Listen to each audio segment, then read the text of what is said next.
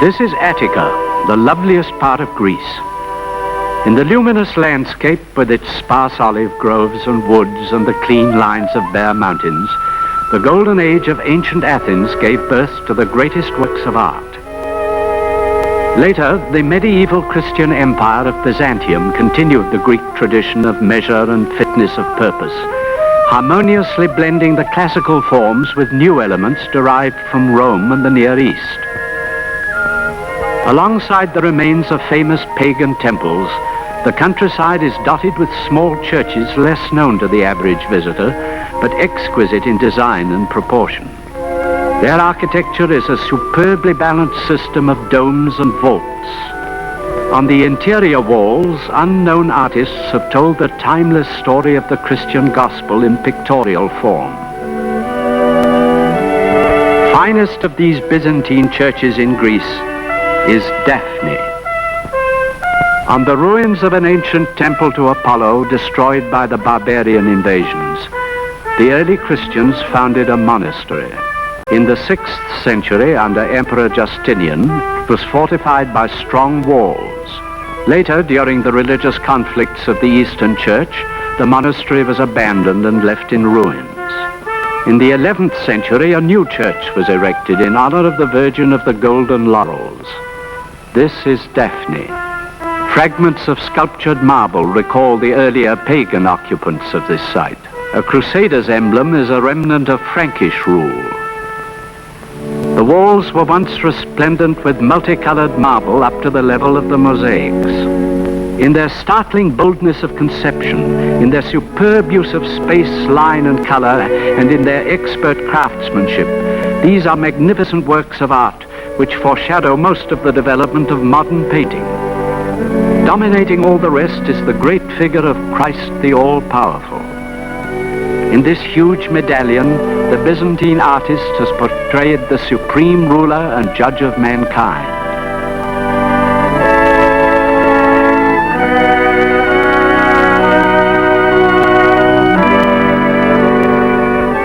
The eyes are piercing. The expression of the face is stern and sorrowful. In one hand, Christ holds the jeweled book of his gospel. Here lies a promise of mercy, but also of retribution. The other hand is raised in a gesture of benediction. This is a masterpiece of mosaic art, and for all its size is executed with the delicate precision one would expect in a miniature. Around the drum of the dome are boldly drawn figures of prophets.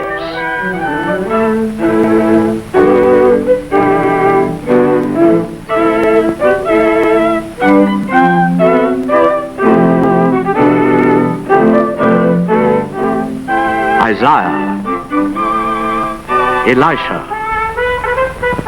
Zephaniah,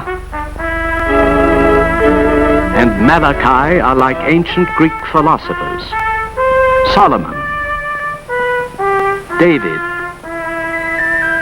and Micah suggest Eastern potentates. Daniel is of the Arabian Nights, like a Persian poet with his turban and jewels.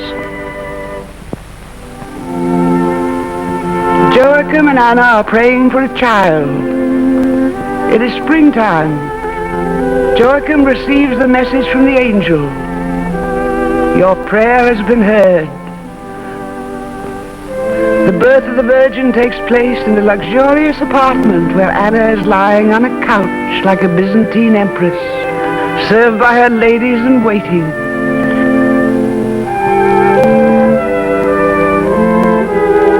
The infant Mary is having her first bath. Joachim takes Mary from the hands of Anna for the priest to bless.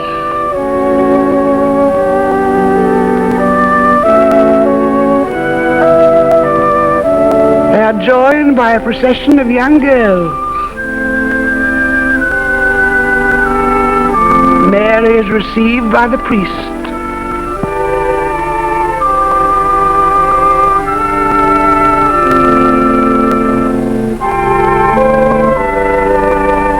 She will remain in the service of the temple to the day when she will meet Joseph and be betrothed to him. With these two scenes, the blessing and the entrance, the childhood life of the Virgin ends. The second act of the drama starts with the Annunciation, the joy and suffering of the mother. The angel's right foot is poised as if he were about to step forward. He greets her with, "Hail, blessed art thou." The Virgin rises startled. Her right hand shows her surprise and agitation. But the angel says, "Fear not, Mary." And she answers, "How shall this be?" Time has passed, and the features of the Virgin are fuller and more mature. She is now a mother.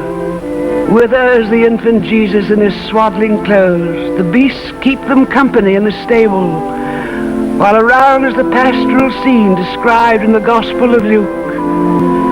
This is the cave of Bethlehem. A multitude of angels sing, "Peace on earth."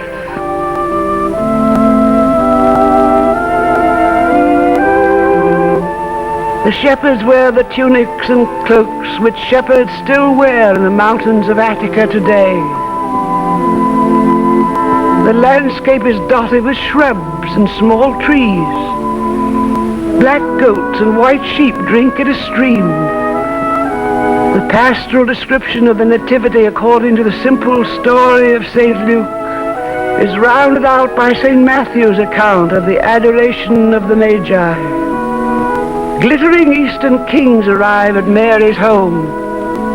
They find the Virgin with her child enthroned and worship them. The angel is present as the Magi open the caskets containing their offerings. Duration has passed, and now in infinite sorrow, 30 years have left their mark on Mary's features. Before her eyes, her son is being crucified.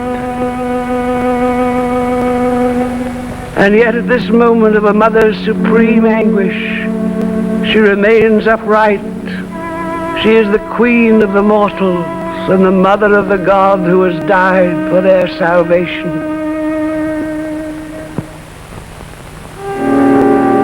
The drama of the Virgin Mary closes with her last hours on earth.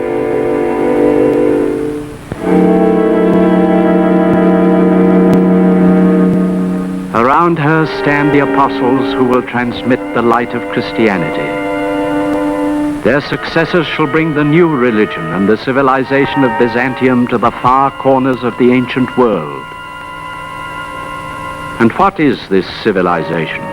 Compare the tremendous symbol of divine power with the essentially human figure of Jesus being baptized. The former suggests an oriental theocracy, rigid, hierarchical, static. The latter tells us that in spite of everything, the spirit of ancient Greece is still irrepressibly alive. John the Baptist is an ascetic whose stern face proclaims the virtues of monastic life. But the young angels who surround him seem to have stepped from a classical frieze. At the gates of Jerusalem, a noisy multitude have assembled to greet Jesus. Old and young hail the Master with branches of palm and laurel. An urchin has climbed a tree. Another youngster is spreading his cloak for Jesus to ride over as he approaches Jerusalem.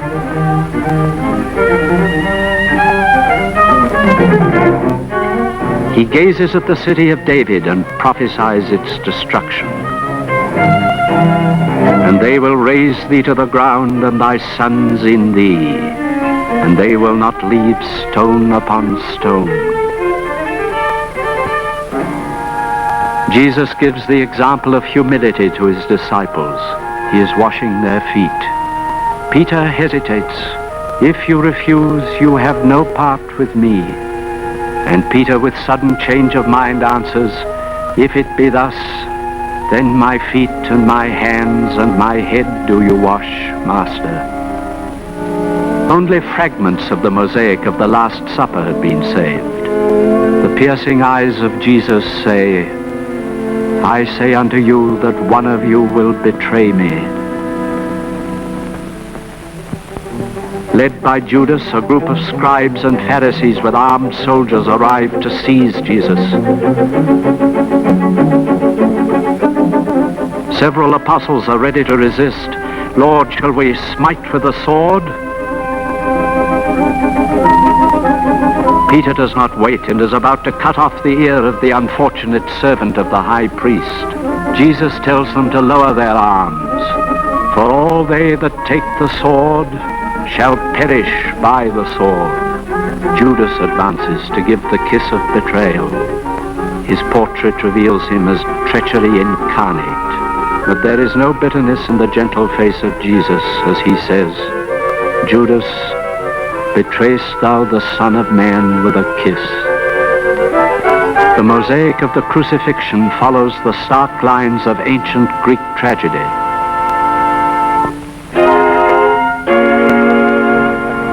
Except for his mother and St. John, Jesus is utterly alone. Woman, behold thy son, behold thy mother.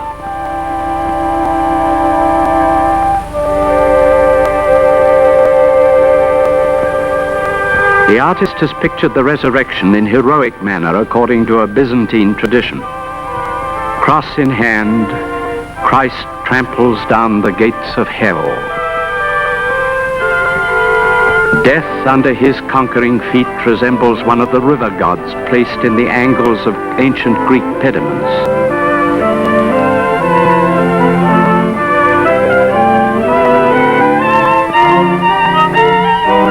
Eve and Adam arise from the grave.